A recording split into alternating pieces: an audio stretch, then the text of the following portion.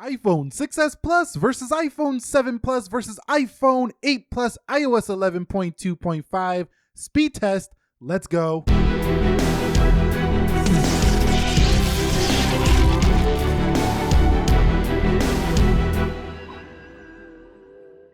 So welcome to this speed test. Let's begin with the boot up test. We'll start with the iPhone 6s Plus, the one that I'm actually pretty excited to see how it does in this race due to the fact that this phone has been really getting kind of a lot of lag when it comes to iOS 11, but 11.2.5 shows a boot up speed of 27.32 seconds. But can the iPhone 7 Plus do even better? With an A10 Fusion chip and 3 GB of RAM, that's a quad-core CPU, making this phone a lot faster. But does it boot up faster? We'll see right here. And we finish with about the same score as the iPhone 6s Plus. So that's a little bit shocking to see. Well, I guess you got a 6s Plus, you basically have the same boot up speed as a 7 Plus. But what about the 8 Plus? An A11 CPU, can this one outdo? Let's check it out here. You can see there's the 8 Plus. I'm gonna boot it up. All you do have to barely tap this phone and it goes right on through, and it finishes with 21.70 here. So definitely much quicker than the other two, but not so much faster that I'm like blown away by this. It's only like 6 seconds. So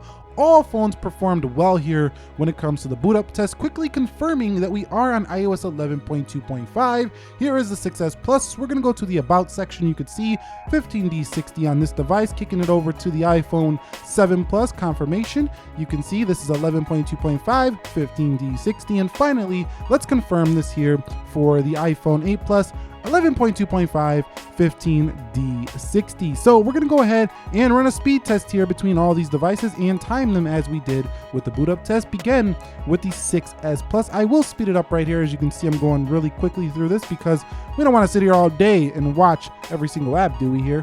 But the iPhone 6s Plus actually finished with a respectable score at under 1 minute. It comes in at exactly 56.64. So while it's not as fast as it once was, I feel like it's still respectable enough to be a very usable and functional phone on a day-to-day. But iPhone 7 Plus A10, can it outdo the 6s Plus here, as it didn't really do anything when it comes to the boot up test? And kicking this off here, you can see that the applications do start a little bit slow for the iPhone 7 Plus, but it does pick up throughout the rest of the test, and it does look like it should take down the iPhone 6s Plus here.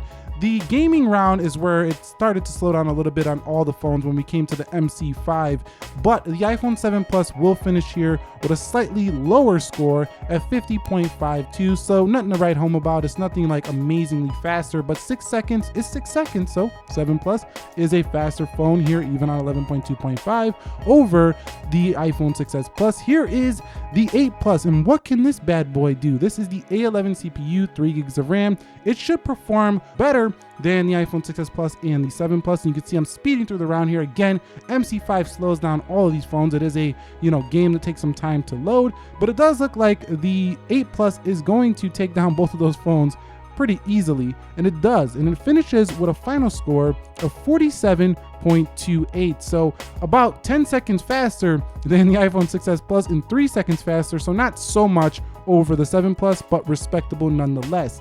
Now what I want to do is go ahead and show you that all the applications are still open on the 6s Plus. What we're going to do here is we're going to run through all the applications to see if any of them reload here for RAM management, to use performance, if we can get any glitch or hang here, and it doesn't look like the 6s Plus is showing any type of that right now. If you remember back to my beta, the iPhone 6s Plus was one of the most glitchy, laggy phones I had running through that process, so this is nice to see here that it is improving. But what about the 7 Plus? Can it perform equally to the iPhone 6s Plus? Well, what we're gonna do here is see if it has a reload or a choke. One thing I'm noticing here is that the animation speed doesn't look so fast here on 11.2.5 for the 7 Plus.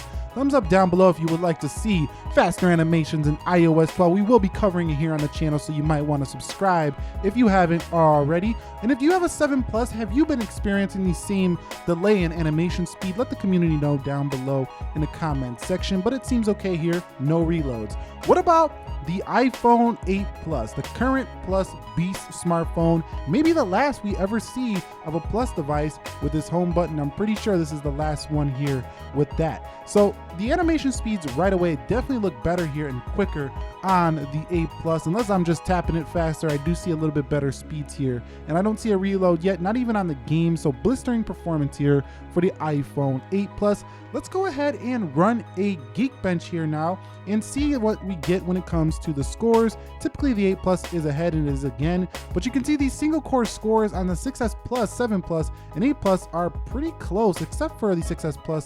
The 7 Plus and 8 Plus are very close. But when it comes to multi-core, we know the 8 Plus is crushing both of them. But in day-to-day use, being that those single core scores are not too far off, that's why they all perform very well in just day-to-day performance, like kind of like what we did here in this video. So that's it. The iPhone 6S Plus versus the iPhone 7 Plus versus the iPhone 8 Plus iOS 11.2.5 speed test. What can we conclude here? We conclude here that all phones are actually performing quite well, and surprisingly the 6S Plus is still performing like a champ. So if you found this video helpful, thumbs up down below. If you'd like to see the smaller phone comparisons, drop that in the comments. Be sure to be well. Nick here. Subscribe for more if you haven't already, and peace.